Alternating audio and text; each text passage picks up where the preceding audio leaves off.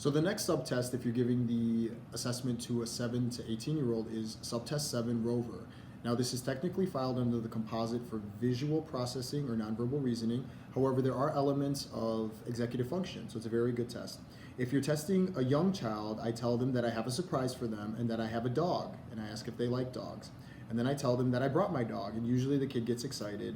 For an older kid, I don't really mention this, but I tell the kids that I have brought my dog Rover, and this is the dog that will be helping us do this next task. If the child's not really interested in testing, I tell them that they can name the dog in an effort to get them to be more involved in the process. So we start off by putting Rover where the circle is, and you say to the examinee, Rover wants his bone. Watch how he can move one space at a time. 1, 2, 3, 4, 5, 6. It's important to count out loud for the examinee.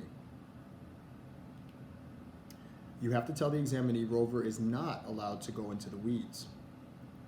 You start over and tell the examinee, but Rover wants to go a shorter way.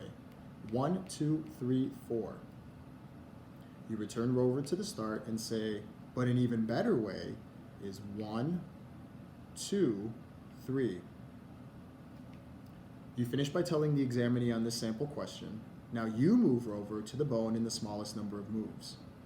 If they go through the weeds, you return Rover to the start and remind them Rover isn't allowed to go to the weeds. If they do it in 4 moves, you tell them Rover wants the shortest way. This way is shortest, and you proceed to go in 3 moves. Okay? Regardless of their response after that, you move on. Everyone goes to item 1. You tell the examinee, move Rover to the bone in the smallest number of moves. Okay? 1, 2, 3. Okay? If they take 4 moves, then you correct them and you move to trial 2 of item 1. Trial 2. You tell them Rover could get to the bone in 3 moves and say watch, and you do it for them. Okay? If they go through the weeds, you tell them remember Rover isn't allowed to go into the weeds. Okay? The same thing happens for item 2, which is also a teaching item, and item 3. As we proceed through the test, we go on to sample B. And again, this is for all ages, regardless of whether you're at the start of the interval or the end. And you tell the student this time, there is a rock in the way. Rover can go over the rock, but it takes him longer. So it counts as 2 moves. Watch. 1, 2, 3, 4, 5. Now you try it. Okay? If they do not count, you have to stop them and say, remember, count out loud.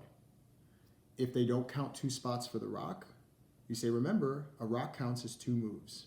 If they go through the weeds, you remind them, remember, Rover isn't allowed to go into the weeds. And if they have too many moves, you tell them, remember, this way is shortest. Okay? And as we finish with item 4, your directions are move Rover to the bone in the smallest number of moves. Item 4 and 5 are also teaching items. So if they get it wrong on the first trial, you stay within the item and go to trial 2. Okay? It's also important to be mindful of the time limit.